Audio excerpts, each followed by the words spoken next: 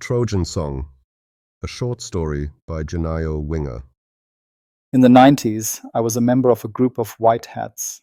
We pompously called ourselves Cyber Army and had declared war on the dark side of the net before most people even knew what big fish were swimming around in the vastness of the digital ocean. Our small group consisted mainly of German wannabe hackers. But there were also a few freaks from the UK, Sweden, and Italy. We met monthly in different locations, mostly in Hamburg, then again in Cologne or Berlin. Between meetings, we communicated via encrypted messages in secret mailboxes, which we affectionately called our bunkers. These digital fortresses were our second home, hidden in the depths of the early data networks, long before AOL and CompuServe staked their claims. We were all teenagers or young adults who yesterday had traveled the scene boards of the world on their Amigas and Ataris in their children's rooms, mostly to collect stolen software. Mailboxes back then were not the colorful, user-friendly internet of today. We spent hours staring at screens with green or amber lettering, peppered with ASCII art and endless menus. Every login was like an expedition into a new world. US robotics and phreaking technology have put the world at our fingertips. Blueboxing was an art in itself. With a small homemade device or the appropriate software, we could generate the secret tone sequences that allowed us to make free long-distance calls. We either didn't realize or didn't care that we were spending other people's money because someone had to pay for the toll-free numbers and calling cards we used to travel the world. With my really expensive Courier 5 everything, I kept the phone line burning until my mother disconnected the line because she, believe it or not, wanted to make a phone call. That was one of the main problems of the time, a family, only one phone, and a constant battle for that same line. Other typical difficulties were the astronomically high phone bills that I somehow managed to pay, and the constant fear of being discovered, because every single time I almost had a heart attack when my mother interrupted the connection and chatted into the receiver because I thought opposing ninjas had taken me out of the game. Or even worse, the Federal Post Office and the cops had caught me and blocked our line. There was a clear hierarchy in Cyber Army, even if we would never have called it that. Decisions were made in our IRC chats, where every member had a vote. But of course, there were the elders whose word carried more weight. They were the ones who had been around longer, who had more technical know-how. And although I had only been around for a short time, my big mouth earned me a certain amount of respect. I knew the damn Haze instruction set by heart, knew 7 different programming languages and how to whistle the 2600 hertz. I wasn't a hero at hacking other people's servers, but my friendly appearance and confident manner, when I needed to, allowed me to pull off some social hacks that even Kevin Mitnick would have been proud of. When we met, we would boast about who had the fastest modem and the most telephone numbers in their little booklet, or, for children of rich parents, in their PDA.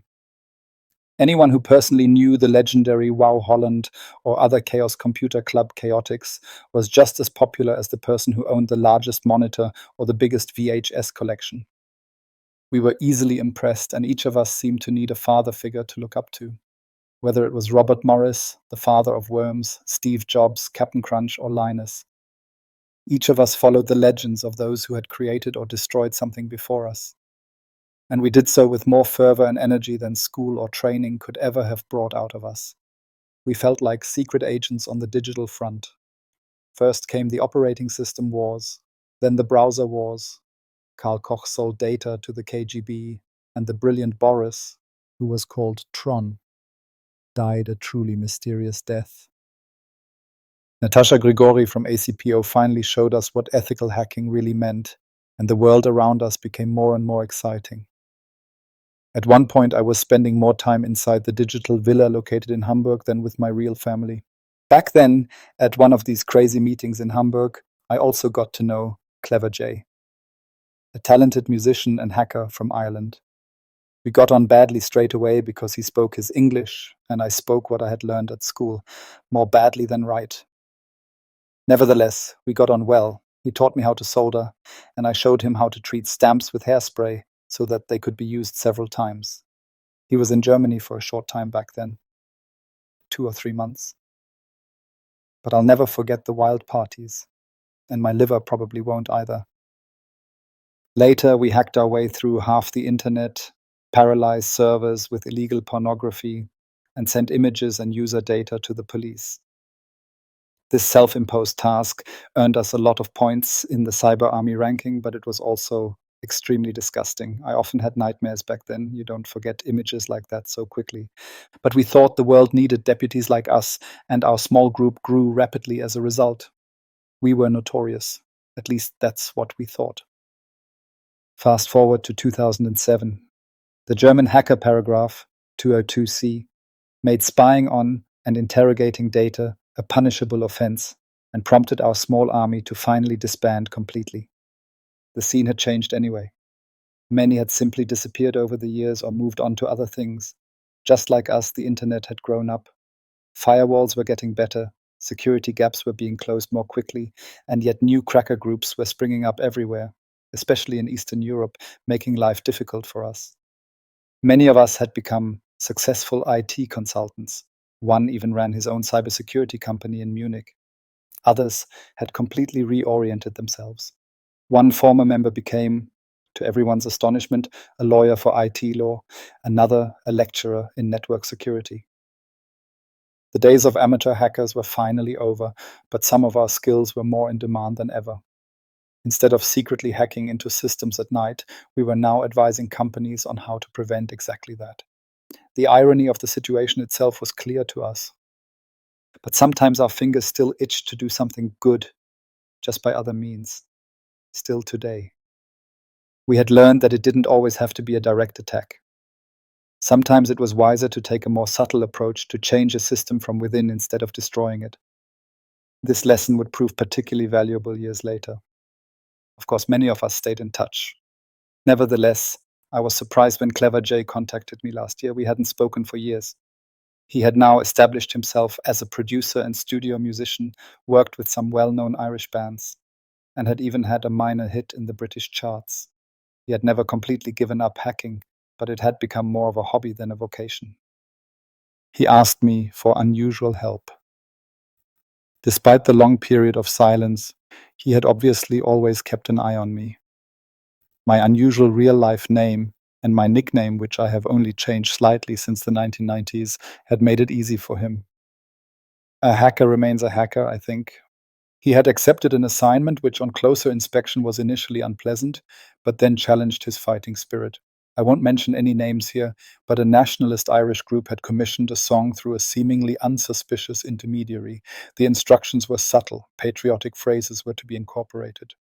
When Jay researched the client in more detail and discovered links to right-wing extremist groups, he realized what he was actually supposed to produce. His first impulse was to turn down the job. But then he remembered our old hacker days, the time when we tried to fight evil on the net. Jay was aware that I had become a copywriter and ghostwriter and was still working in IT, so he contacted me, and together we developed a strategy. We tweaked the text for weeks, sending versions back and forth. The first version retained the desired metaphors, but we subtly changed their meaning. We turned the shadows of the giants, originally intended as a reference to a mythologized heritage, into a universal metaphor for the history of music itself. Where there was originally meant to be demarcation, we built bridges through chords that unite us across every land.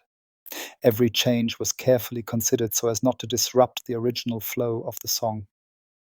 The final lyrics became a hymn to the music itself, to the power of uniting people rather than dividing them. The nationalistic undertones had given way to a universal message of unity and togetherness.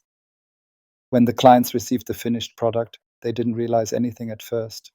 The song had already been recorded, the studio had been paid, and the subtle changes had been cleverly woven in. Our Trojan Song was finished. However, it wasn't actually months later that the first angry call came. One of the smarter minds in the organization had begun to question the metaphors. Why were they singing about chords that unite us all, instead of the superiority of their own culture? Jay played clueless, referring to artistic freedom and the contracts that had already been signed. The funny thing about it was that the song had become something of a tradition at the group's annual meetings. They had made it their unofficial anthem without questioning or understanding the deeper meaning. Every time they played or streamed it at their gatherings, Jay's bank account would rise. Karma, baby. As he called it, with a twinkle in his eye. I guess this is our born in the USA moment. He explained to me in a video chat, and of course he was right. Sometimes when I see the streaming numbers, which fortunately skyrocket every year around the time of their annual meetings, I have to smile. The old hacking days may be over, but the spirit lives on. It's just that today we no longer hack computers, but minds, with words and melodies instead of code and programs. Finally, I would like to mention that I will not give any indication of how truthful you can take my little story to be. Of course, every name and the song itself has been changed. I hope you enjoy listening to my version of Shadow of the Giants. P.S. Rest in peace, Onkel Dittmeier.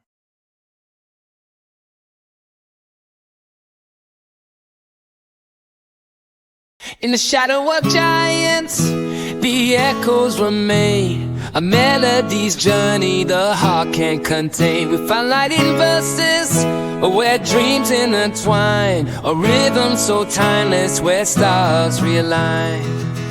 Sing loud for the moment, sing proud for the time. The best songs to play in the field so divine.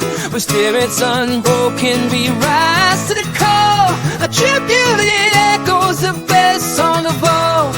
Two chords that unite us across every land. A harmonious whisper like waves on the sand. Gather round the fire with hearts open wide. In the glow of its magic we cast fear aside. Sing loud for the moment, sing proud for the time. The best songs to play in the field so divine. With spirits unbroken we rise to call. A tribute, it echoes the best song of all. In every note there's a story, a song's living breath. In every chorus we feel life to understand. With every heartbeat, with the music worldwide. In the silence between us, the echoes reside. And so we stand together, our voices entwined, connected by melody and a new starry night. Here the promises woven where dreams have to fall. The refuge, it echoes the best song of all. Da da da da da da da da da.